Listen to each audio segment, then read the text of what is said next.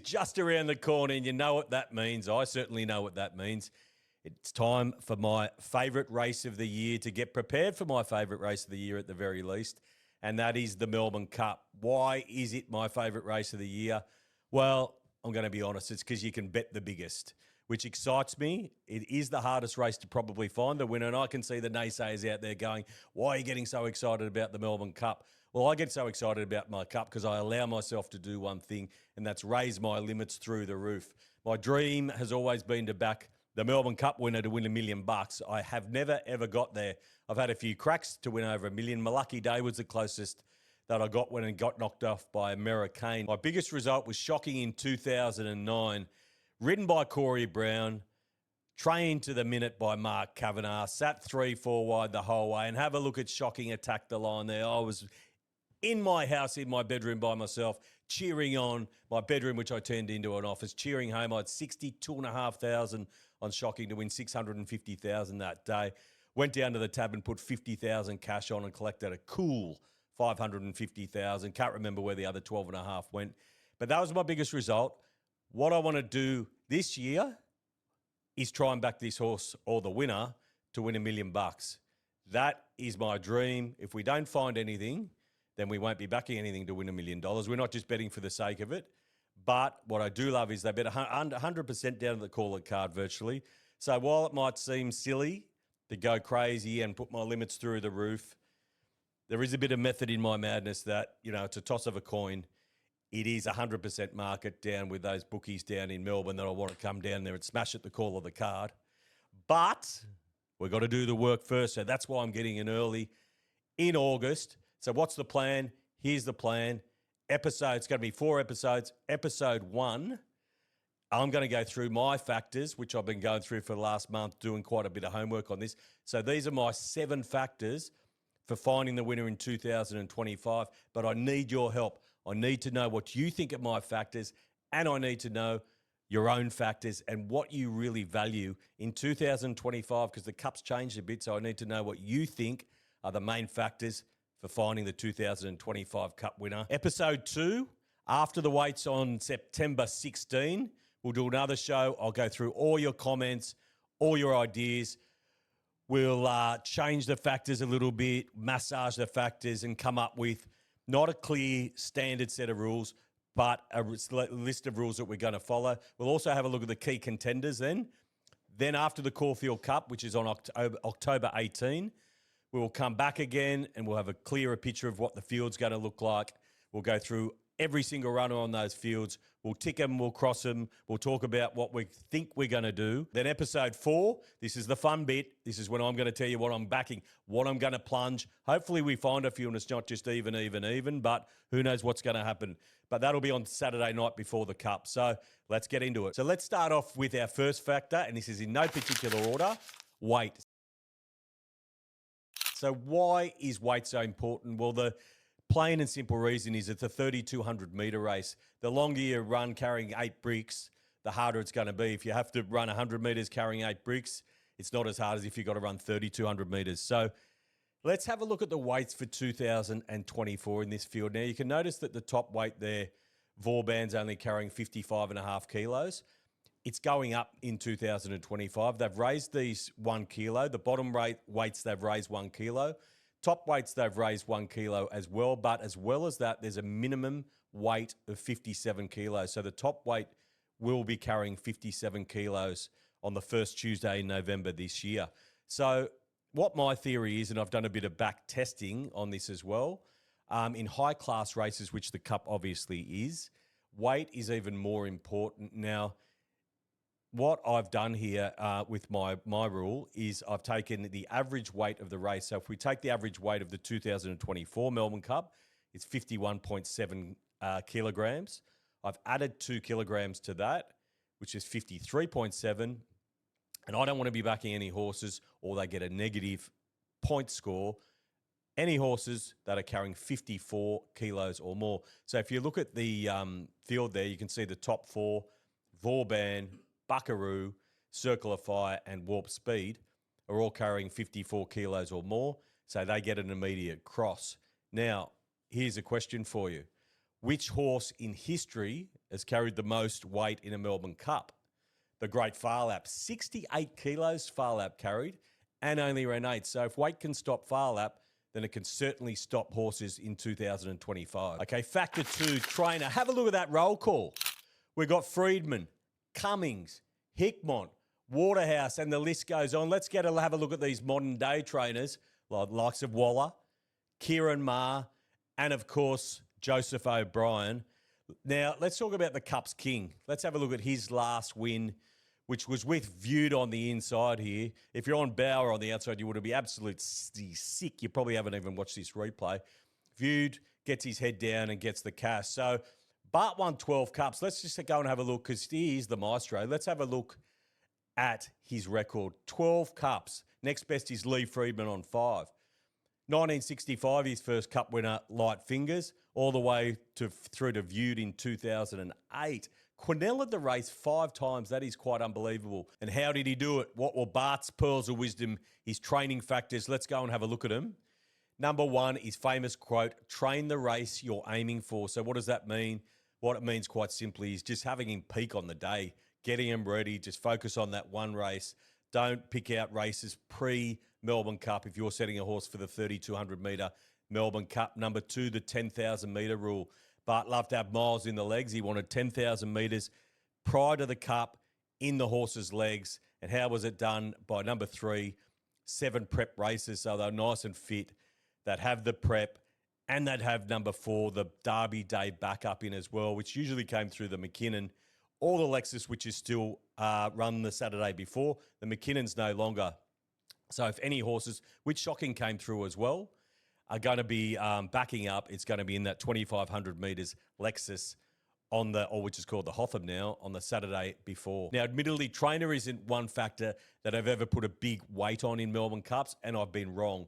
Trainer is extremely, extremely important. So last year I fell into 2 horses, both trained by inexperienced trainers.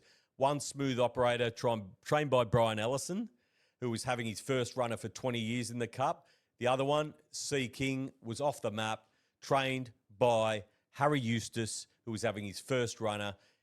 I don't care how good your trainers are. I'm not saying these guys are bad trainers, but what I am saying is they were inexperienced at preparing a horse for the first Tuesday in November, which is crucial. Factor 3, running style.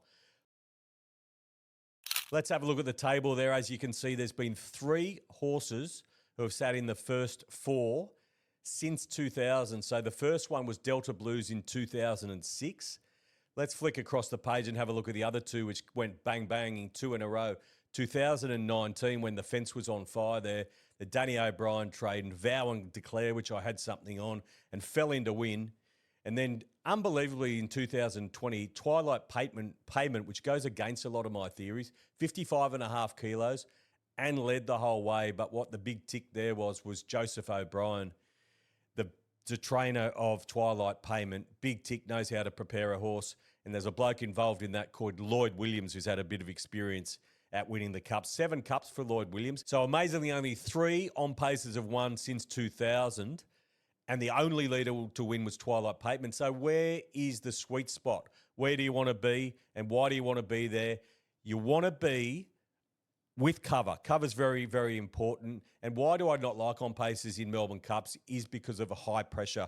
You often get high speeds in Melbourne Cups, high pressure. Let's go and have a look at Without a Fight. And this is the beautiful, beautiful, beautiful sweet spot to be, where Mark Zara has got Without a Fight, who was coming out of a Caulfield Cup. And we all remember Bossy, what he used to do on Mackay Diva, getting in that beautiful sweet spot, sometimes cutting the corner as well. You don't want to be going too wide on the corner. You want to get cover. You want to get clear running at the top of the straight. And you want to just go bang like Mark Zara has here on Without a Fight, who I did save on that day Without a Fight.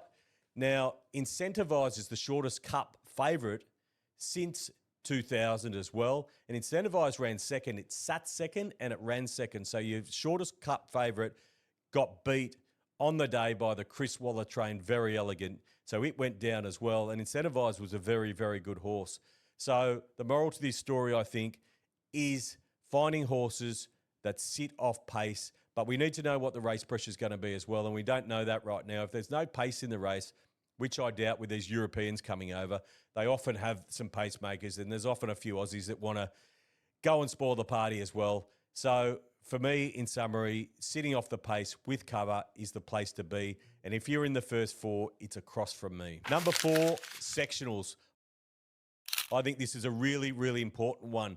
What do I look for? I look for fast, last 200 metre and 400 metre sectionals, especially in horses down in the weights because they can really attack through the line. What I don't like are horses coming out of slowly run races. I think the Melbourne Cup's a fast run race usually, and those horses coming out of the slower run races back into the fast tempo really struggle. Let's talk about the 2024 Melbourne Cup, which is a complete nightmare for most people. Who it wasn't a nightmare for, and congratulations, is Sheila Laxton, the trainer, who produced a marvellous effort. Let me read this to you because it's a very, very interesting quote. Everybody tells me Extreme Choice, the sire, will never produce a stayer. Extreme Choice only ever won over 1,200 metres. But if you can teach him to relax, which is talking about Knight's Choice, the winner, and he switches off and goes to sleep and saves all the energy, he can out-sprint those stayers because they're dour stayers. So what she's saying there, and I haven't put breeding into any of my factors, and this is one of the reasons why, because I think you can tell the horses that are going to stay, or at least have a good idea, which are and which aren't. And even though Extreme Choice didn't win past 1,200 metres, the trainer has got Knight's Choice to relax. And there's a horse in this race called Land Legend, trained by Chris Waller as well, a horse that doesn't relax. And Land Legend was very much shorter than what Knight's Choice was last year and pulled in the Caulfield Cup and didn't relax. It's not a horse that relaxes. They use too much energy, so you need that energy at the end of the race. The other thing that Sheila said was about dour stayers. So we had one come across called Deauville Legend over from the UK, and a lot of these UK horses come over and they are dour stayers. Off the map, Deauville Legend. I'll go through all of the dour stays that have got beat later, but what we're trying to avoid here are horses without that acceleration, and you can usually see by doing the UK tapes as well which ones can accelerate and which ones can't. So in summary, what we're looking for are horses that can sit off the pace and have that fast acceleration, and this is where TKZ's ratings come into play, your CAM rating, your cruising rating, and your acceleration rating, which will be released on the Saturday night before the Cup. Factor 5, distance. What I mean by distance is being able to run a strong 3,200 or having the confidence that your horse is going to run out that strong 3,200. Let's go back in time and have a look at So You Think, the champion So You Think, who was coming out in this race. You can see there in the Cummings colours, runs third. I was on the second horse up the fence, my lucky day to win 1.2 million. Won by American, but you can see So You Think, who was coming out of a Cox Plate and then a McKinnon victory 4 days before, couldn't get the 3,200. Went overseas afterwards, won over 2,000 multiple times, ran fourth in an arc over 2,400, but never went beyond 2,040 metres of the Cox Plate, only twice, once in the Cup and once in the arc. Now, I want to have a look at a modern-day horse from last year, Buckaroo, who did run second in the Caulfield Cup, which you can see behind the Duke, and hits the line pretty well. But Buckaroo had never won past 1,800 metres, then went to a Caulfield Cup over 2,400 metres, then was put into the Melbourne Cup over 3,200, obviously, drew barrier 20, so he's going to have to do a bit extra work. Lloyd Williams came out in pre-race, said he didn't think Buckaroo was going to stay the distance, based on what he'd done over in Europe and based on his eye. So sometimes the eye can lie where horses are coming home strongly over 2,400, but that extra 800 metres makes a huge difference. So in episodes 2 and 3, we will explore on the clock and also with the eye about what horses we think can and can't stay. So being able to stay 3,200 on paper is very important as well, but then you get those horses that haven't run the distance, like a Very Elegant, who you're going to have to make your own mind up whether they can or can't stay. But being able to run a strong 3,200 is extremely important. Factor 6, the lead-up race. What is the most important lead-up race? Things are changing so much, 2025. Let's go from 2000 and have a look where the winners have come from. So as we can see there, the old favourites, the Caulfield Cup's on 6. The Cox Plate is on 6. The Geelong Cup gets the bronze medal. So you can see 15 races out of those 25 have come from those 3 races, with the Caulfield and the Cox being the top 2. So what we're looking for is class horses that have had a lead-up race in Australia. Talking about a class horse who had a lead-up race in Australia, let's go and have a look at Gold Trip, who came through the Cox Plate. Kieran Maher's first winner for Mark Zara. Beautiful ride here and absolutely goes bang. And we were talking about sectionals before. Get these sectionals into you. Now let's talk about the flip side. I want to talk about favourites who've got beaten in the Cup after not running in Australia. And there's a list of them. These are favourites, by the way. These aren't just horses. We've got Vauban 24. We've got Vauban 23. We've got Deauville Legend in this race runs 4th in 2022. Yucatan 2018. Marmello 2017. Fame Game 2015. And the list goes on. So these are all spruik horses that have come over, and we talked about before some of the Madowa stayers as well, but they haven't had a lead-up run in Australia. They've all got beaten as favourites. Yes, we did have a couple come over, but they were very well lightly weighted. The only horse that's come over that's over the age of 4 or 5, and one was Twilight Payment, which came over as an 8-year-old and didn't have a run. Cross Counter and Rekindling that came over. Those two that came over, listed as 3-year-olds, realistically as 4-year-olds, weighted as 3-year-olds was one of the reasons why they did get the cash. Let's forget about those two because they're on top of the weights now. If we just look at Twilight Payment, he's the only one. There's plenty that have got beat. So I'm wondering about that age as well, whether, say, 6-year-olds and up that have come over, haven't had a run, whether that's a big negative. I want to know what you think. I want to know what you think about the lead-up races. Are you canning horses that haven't had a run and are coming here? Then we've got the issue of horses that come over here and have one run and peak and win. Can they reproduce? Because we've seen over the last few years, horses have run well in the Geelong Cup, the Bendigo Cup, the lead-up races from the UK, and we expect them to improve, and they don't. They fall flat because they can't back up so quickly. So I want to know what you think. That's what I think. I'm looking for horses that are coming out of the Caulfield Cup, coming out of the Cox Plate, or coming out of the Geelong Cup and are ready to peak. Number 7, and my final factor is my favourite factor because it's odds, betting, let's go. So why are odds important in the Melbourne Cup? Well, the first cup was run in 1861, won by Archer.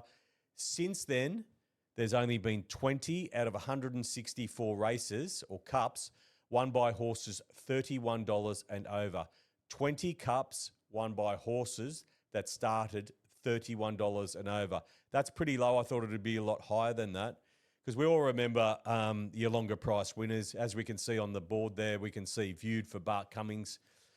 And who could forget Michelle Payne winning on Prince of Penzance, and also last year, Knight's Choice, all at that 100 to 1 mark. So what else is interesting is that only on 3 occasions has there been more than one horse win at $31 in the decades. Only 3 decades, there's been more than one.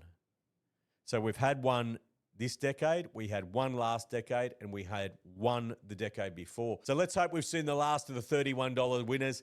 Let's go and have a look at Michelle on the Prince, getting the cash with the blinkers there going clear. What a great day it was. Not for me because I wasn't on the Prince, but for Michelle, Darren Weirin connections there. It's a fantastic story, and that's what the Cup is about for most people, but not for me, to be honest. It's just about backing the winner. I love the theatre of it, but I want to see that money. There's no greater thrill than backing a Cup winner. Let's go and have a look at the odds for the 2025 Cup. So let's have a look at this futures market for the 2025 Melbourne Cup. And as you can see, leading the way there, Sir Delis. Look how many chances there are. What's there? 280% here. Fair income, $13 down to 51, and we've got about 4 by 12. We've got about 50 horses there. Sir Delis, who's really impressive, winning up in Brizzy earlier in the year, leading the way at $13. Via Sistina, one of my favourites. I'd love to see a run, $13 as well. Look at Vauban there, $15. Vauban's a real interesting one because started favourite the last 2 years. now with Gay and Adrian, going to obviously have lead-up runs in Australia, so it's going to be very interesting to see how Vauban, if he runs, goes this year. And Aliana there as well, $21. I'm not saying that's a good price as well, but just one of my favourite horses. I'm not going to go through them because I'm not betting. I'm waiting for there's too much percentage. There's too many question marks. There's too many ifs. But let's get the factors in place early. So those are my 7 factors. I want to know what you think. I want to know what you value. I want to know how to improve my factors for the Melbourne Cup in order to back the winner, in order to stick it right up the bookies at the call of the card. So episode 2, after the weights on September 16, maybe a week later than that. I'll see you then. Think, is this a bet you really want to place? For free and confidential support, call the number on the screen or visit the website.